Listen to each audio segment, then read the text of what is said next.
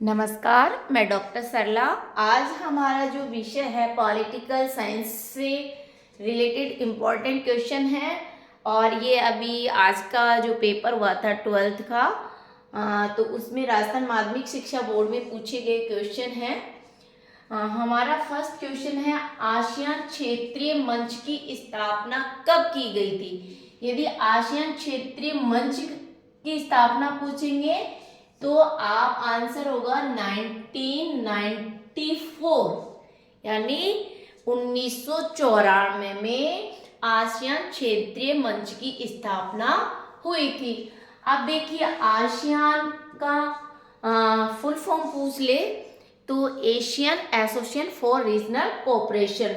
और ये जो स्थापना है उन आसियान की, केवल आसियान के बारे में पूछे तो आसियान की स्थापना 1967 में हुई थी। क्लियर। अगर आसियान क्षेत्रीय मंच की स्थापना 1994 में और यदि आसियान की पूछे तो आप करेंगे 1967 में। और वर्तमान में पूछ लिया जाए कि आसियान में कितने सदस्य हैं, तो 10 सदस्य हैं। ठीक है। नेक्स्ट हमारा क्वेश्चन है, सोवियत संघ के विघटन में किस नेता ने अपनी केंद्रीय भूमिका निभाई थी। बहुत इंपॉर्टेंट क्वेश्चन है। रूसी बोरिस येल्त्सिन ने। आप बोरिस से याद रख लेना कि सोवियत संघ के विघटन में किस नेता ने अपनी केंद्रीय भूमिका निभाई थी। बोरिस से याद रख सकते, बोरिस येल्त्सिन ने। फिर देखिए नेक्स्ट क्वेश्चन है, नेपाल देश में राजतंत्र का अंत कब हुआ। तो जो नेपाल देश है उसमें राजतंत्र का अंत है वो 2008 में हुआ। क्लियर। नेक्स्ट क्वेश्चन है हमारा, संयुक्त राष्ट्र संघ कि किस महासचिव को 2001 का नोबेल शांति पुरस्कार मिला। तो ये घाना से हैं। और कॉफी से याद रख ले, कॉफी पीते हैं नहीं कि पीते हैं, कॉफी अन्नान। और ये देखिए कब तक रहे, 1997 से लेकर 2 इनका कार्यकाल था, 2006 तक ये रहे। ये ध्यान रखना है आपको, 2 कार्यकाल था। तो सीधा संयुक्त राष्ट्र संघ के किस महासचिव को 2001 का नोबेल शांति पुरस्कार मिला था, कोफी अन्नान को। क्लियर। युद्ध की आशंका को सुरक्षा नीति के द्वारा रोकने को कहा जा सकता है ऑब्जेक्शन, ION ऑब्जेक्शन। इसको बोलते हैं अपराध या अपराध।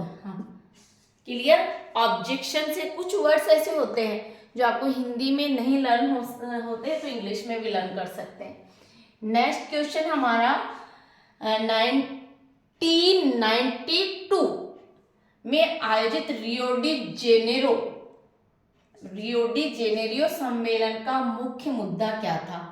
अब देखिए, यानी कि 1992 में जब पृथ्वी शिखर सम्मेलन आयोजित हुआ था ब्राजील में, रियो डी जेनेरियो, ये कहाँ पड़ता है, ब्राजील में पड़ता है। और जो आयोजित हुआ था जिसका मुख्य मुद्दा था पर्यावरण एवं विकास, यानी ये पर्यावरण को लेकर ये पृथ्वी शिखर सम्मेलन 1992 में रियो डी जेनेरो में हुआ था, जिसमें एजेंडा 21 रखा गया था। क्लियर। वेरी इंपॉर्टेंट है। अब देखिए, मेघालय राज्य का निर्माण कब हुआ, 1972 में। क्लियर। मेघालय राज्य कब बना, 1972 में। अब नेक्स्ट हमारा क्वेश्चन है, संयुक्त राष्ट्र मानव अधिकार परिषद की स्थापना कब हुई। अब देखिए, संयुक्त राष्ट्र मानव अधिकार परिषद की बात करें तो इसकी जो मानव अधिकार ह्यूमैनिटी की बात करें तो संयुक्त राष्ट्र मानव अधिकार परिषद, ह्यूमन राइट बोलते हैं इसको ह्यूमन राइट यानी मानव अधिकार। परिषद की स्थापना कब हुई? तो ये वेरी इंपॉर्टेंट क्वेश्चन है, कई बार पूछा भी गया है। तो आप इसको कैसे याद कर सकते हो? 2006 में। ठीक है, इस वर्ड से, परिषद से, ह्यूमन से, यानी संयुक्त राष्ट्र मानवाधिकार परिषद की स्थापना कब हुई? 2006 में। नेक्स्ट है दूसरी पंचवर्षीय योजना के योजनाकार कौन थे? तो दूसरी जो पंचवर्षीय योजना है उसके योजनाकार PC Mahalanobis. PC Mahalanobis learn रह जाएगा। प्लस में आप दूसरी पंचवर्षीय योजना का कार्यकाल भी देख लीजिए। कार्यकाल 1956 से 1961। सॉरी। अब देखिए, सॉरी, अगर प्रथम पूछ ले तो 1951 से 1956 पहली पंचवर्षीय योजना का कार्यकाल पूछ ले तो ये ध्यान रखना है। नीति निर्देशक सिद्धांत के हवाले से भारतीय संविधान के किस अनुच्छेद में अंतर्राष्ट्रीय शांति एवं सुरक्षा हमने विदेश नीति से लर्न करवाया था? तो ये आर्टिकल 51। नीति निर्देशक कंप्लीट हमने वीडियो डाल रखा है, फंडामेंटल का कंप्लीट डाल रखा है, तो आप पिछले वीडियोस देख सकते हैं जो exam, competitive exam, all competitive exam की दृष्टि से वेरी इंपॉर्टेंट है। फिर हम बात करें भारत में लोकसभा के किस चुनाव से गठबंधन की राजनीति की शुरुआत होती है? अब देखिए, इंपॉर्टेंट ऐसे आ जाता है कि भाई ऐसा कौन सा लोकसभा चुनाव हुआ जिसमें गठबंधन की राजनीति शुरू हो जाती है? तो हम इसको 1964 से कर सकते हैं। ठीक है, ये ध्यान रखें, 1964 से लर्न कर सकते हैं गठबंधन की राजनीति। देखिए 1967 में भी आपातकाल लगा हुआ था, फिर राजस्थान में आपातकाल लगा था, पहला आपातकाल 1967 में लगा था। नेक्स्ट क्वेश्चन है 1974 की रेल हड़ताल भारत के किस नेता के नेतृत्व? जॉर्ज फर्नांडिस के नेतृत्व। जॉर्ज फर्नांडिस में एक के नेतृत्व में क्या हुआ था? रेल हड़ताल। आंसू छात्र संगठन किस राज्य में सक्रिय थे? तो ये असम राज्य हो जाएगा। बामसेव, वेरी इंपॉर्टेंट। अब मैंने आपको अच्छी तरह से लर्न करवाया था ये कि बामसेव की फुल फॉर्म, सबसे पहले तो आपको फुल फॉर्म लर्न करनी कि भाई बामसेव की स्थापना कब हुई, एक तो ये है। तो बामसेव का गठन की बात कर रहे हैं तो आप गठन तो ऐसे कर सकते हो कि जो संपत्ति का अधिकार 44वें संविधान संशोधन 1978 के तहत समाप्त कर दिया गया था। तो ये ध्यान रखें कि बामसेव का गठन भी 1978 में हुआ था। अब देखिए, इस गठन 1978 में हुआ। अब शुरुआत से करें तो हमें इसके संस्थापक कौन थे? कांशीराम से, है। अब एक और ध्यान रखना है, 78 में ये कांशीराम ने बामसेव के बारे में एक संगठन बनाने की प्रयास किया और उसका पूरी तरह से गठन कब हो गया? 1978 में। अब ये चीज तो आपको लर्न करनी है, साथ में बामसेव की फुल फॉर्म भी याद करनी है। तो हिंदी में कर रहे हैं तो अखिल भारतीय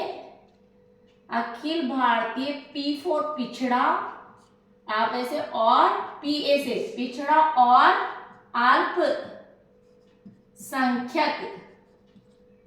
पीए से याद रख लेना ये शॉर्ट में।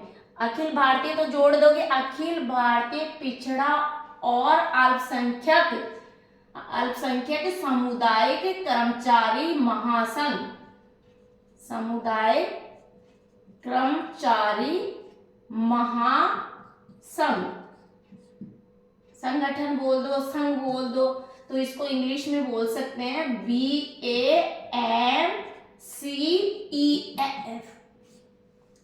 बी फोर, आप बी से आप क्या करोगे? बैकवर्ड, यानी यहां से उठाओगे ए को, all India backward clear and minorities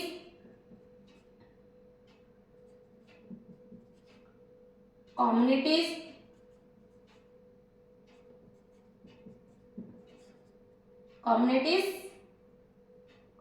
federation FEDER, ठीक है, ये FDER फेडरेशन, ATION, ठीक है, फेडरेशन। एम्प्लॉइज या एम्प्लॉइज